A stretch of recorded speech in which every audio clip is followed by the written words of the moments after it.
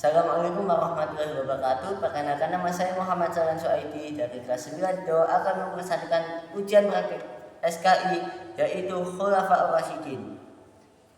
Mari kita mengenal Khulafaur Rasyidin. Khulafaur Rasyidin menurut istilah adalah pemimpin umat Islam pengganti Nabi Muhammad SAW yang telah mendapat petunjuk dari Allah Subhanahu wa Ta'ala untuk meneruskan perjuangan Nabi Muhammad SAW. Secara bahasa, Khulafaur Rasyidin terdiri dari bahasa Arab, yaitu Al-Khulafaur Rasyidin. Khalifah artinya pengganti, sedang Ar-Rasyidin artinya mereka yang dapat petunjuk. Jadi Khulafaur Rasyidin menurut bahasa adalah orang ditunjuk sebagai pengganti, pemimpin atau penguasa yang selalu mendapat petunjuk dari Allah Subhanahu wa Ta'ala. Khulafaur Rasyidin terdiri dari 4 sahabat Nabi yang terpercaya. Khalifah pertama adalah Abu Bakar As-Siddiq radhiyallahu anhu yang menyebut dirinya pengganti Rasulullah. Khalifati Rasulullah sebagai kepala negara dan pemerintahan, bukan sebagai nabi dan rasul. Khalifah kedua adalah Umar bin Khattab yang menyebut dirinya Khalifati Rasulullah, penggantinya pengganti Rasulullah, yaitu Abu Bakar radhiyallahu anhu. Ketiga adalah Utsman bin Affan radhiyallahu anhu dan keempat adalah Ali bin Abi Thalib radhiyallahu anhu. Mereka semua adalah para sahabat Nabi Muhammad SAW yang tercatat paling dekat dan paling dikenal dalam membela ajaran yang dibawanya di saat masa kerasulan Nabi Muhammad SAW.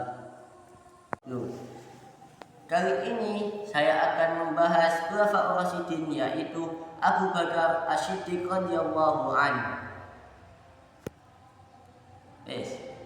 Mas As-Siddiq merupakan salah satu sahabat Rasulullah SAW yang sangat masyhur. Ayahnya bernama Utsman, Abu Quhafah bin Amir, dan ibunya bernama Ummul Khair, yang juga anak paman Abu Quhafah sendiri.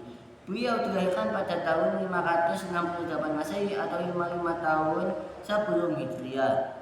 Jika diurutkan sesuai keturunannya, Abu Bakar masih memiliki hubungan kekeluargaan dengan Nabi Muhammad SAW sampai pada Ka'ab bin Lu'ay. Nama aslinya sebelum masuk Islam adalah Abdul Abbas. Setelah memeluk Islam, Nabi Muhammad SAW memberi nama Abdullah. Nama Abu Bakar As-Siddiq merupakan gelar yang hanya dimiliki oleh beliau. Kata-kata pada nama tersebut mengandung arti, yaitu Abu artinya bapak, Bakar artinya dengan segera, dan As-Siddiq yaitu yang sangat membenarkan. Abu Bakar As-Siddiq merupakan sosok yang cerdas, berbudi pekerti luhur, terutama kejujurannya. Selain itu, beliau seorang yang rendah hati, mudah memaafkan, dan suka bersedekah. Di balik kemuliaannya itu, beliau dikenal teguh, pendirian, dan pemberani.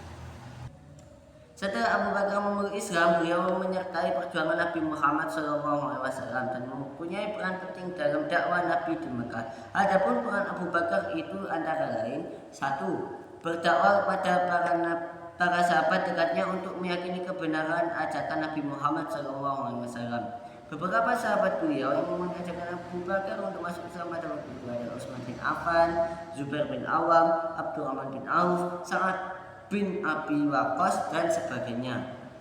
Mengorbankan seluruh harta dan mencurahkan pikiran, tenaga, waktu beliau demi tegaknya agama Islam. Yang ketiga, selalu percaya terhadap segala ucapan dan perbuatan Nabi Muhammad SAW. Misalnya ketika Nabi Muhammad SAW mengatakan bahwa telah menjalani peristiwa Isra Mi'raj. Meski jauh dari akal sehat pada saat itu, sehingga menjadi bahan ejekan oleh kaum Quraisy sebagai bentuk fitnah bahwa Nabi Muhammad SAW telah berbuat kebohongan besar. 4. Mendampingi perjalanan hijrah Nabi Muhammad SAW ke Yathrib atau Madinah dan menjaga Nabi Muhammad SAW baik ketika bersembunyi di goa-goa untuk menghindari kejaran para kaum Quraisy, maupun mempertaruhkan jiwanya terhadap orang-orang yang berusaha mendapatkan hadiah 100 ekor unta bagi siapa saja yang dapat membunuh Nabi Muhammad SAW. Sifat dan sikap Abu Bakar As-Siddiq tidak berubah meski beliau sudah menjadi khalifah. Perintah beliau menunjukkan sebagai khalifah besar. Beberapa prestasi yang Torehkan sebagai hasil usaha keras beliau dapat diperhatikan pada orang yang di bawah ini. 1. Memerangi orang-orang murtad. Pemerintahan Abu Bakar Siddiq pernah digoncang persoalan disintegrasi, memisahkan diri, yaitu beberapa suku bangsa Arab dari Hijaz dan Najd menyatakan melepaskan diri dari sistem dan kekuasaan kekhalifahan resmi bagi umat Islam itu. Bentuk membayar zakat dan tidak mengakui sistem pemerintahan Islam. Ada pula yang bahkan kembali pada agama lama, yaitu menyembah berhala. Dalam ketegasan Khalifah Abu Bakar As-Siddiq, banyak idealnya mereka yang berpikir untuk melawan, sehingga mereka tunduk lagi kepada pemerintahan Islam. Perang Darmat harus berdamai dengan pasukan Islam. Para pembangkang itu dipimpin oleh para nabi palsu, dikatakan sebagai nabi palsu karena mereka menganggap dirinya sebagai nabi untuk menghancurkan Islam. Para nabi palsu itu antara lain: 1. Aswad al-Ansi, 2. Qulaihah bin Khawailid al-Asadi, 3. Malik bin Nuwairah, 4. Musailamah al-Khazab. B. Kodifikasi Al-Quran. Kodifikasi Al-Quran merupakan upaya keras Khalifah Abu Bakar As-Siddiq sehingga dapat memberi manfaat sampai sekarang. Dengan usaha itu kita akhirnya dapat mengenal adanya mushaf Al-Quran. Sebelum dilakukan pengumpulan, mushaf Al-Quran berserakan di berbagai tempat dan tertulis di berbagai benda. Perluasan wilayah Islam. Setelah kondisi dalam negeri menunjukkan tanda-tanda aman dan terkendali, maka Khalifah Abu Bakar As-Siddiq mulai dengan misi dakwahnya, yaitu menyebarkan agama Islam ke daerah lain. Penyebaran Islam sebagai rahmat bagi segenap alam itu dilakukan dengan upaya pendekatan damai sehingga bukan bentuk dari penjajahan.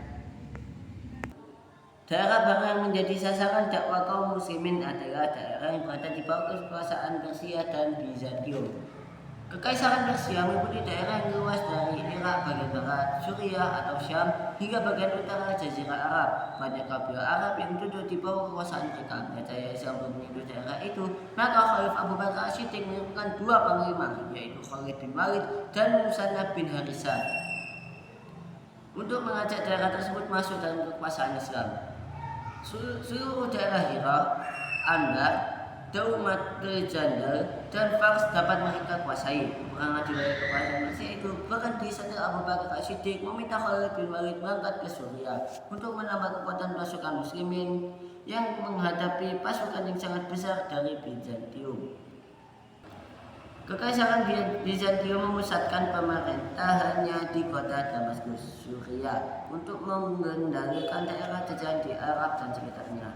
Dengan kekuatan tentara Bizantium yang sangat besar itu, maka untuk menghadapi mereka, Khalifah Abu Bakar As-Siddiq mengirimkan pasukan berlapis. Pasukan kaum muslimin yang dikirim tersebut adalah: 1. Pasukan Yazid bin Abu Sufyan ke Damaskus, 2. Pasukan Amr bin Ash ke Palestina, 3. Pasukan Surah bin Hasan ke Yordania, 4. Pasukan Abu Ubaidah bin Jarrah ke Hims. Seluruh pasukan muslimin ketika itu berjumlah 18.000 personel, sedangkan pasukan Romawi berjumlah 240.000 orang. Kekuatan yang tidak seimbang itu menjadikan pasukan kaum muslimin sulit untuk menembus musuh. Khalifah Abu Bakar As-Siddiq kemudian memerintahkan Khalid bin Walid berangkat menuju ke Syam. Pertempuran sengit terjadi di pinggir sungai Yarmuk, maka perang besar tersebut disebut Perang Yarmuk. Ketika perang hebat masih berlangsung, pasukan kaum muslimin mendengar kabar bahwa Khalifah Abu Bakar As-Siddiq meninggal dunia. Posisi Khalifah Abu Bakar As-Siddiq digantikan oleh Umar bin Khattab. Bersamaan dengan itu, Khalid bin Walid digantikan oleh Abu Ubaidah bin Jarrah. Perang Yarmuk yang memakan korban jiwa dan harta itu akhirnya membuahkan hasil gemilang. Kaum muslimin dapat memenangkan pertempuran itu sehingga menjadi kunci utama hancurnya kekaisaran Bizantium di tanah Arab. Sekian dari saya. Mohon maaf apabila ada salah kata. Terima kasih. Wassalamualaikum warahmatullahi wabarakatuh.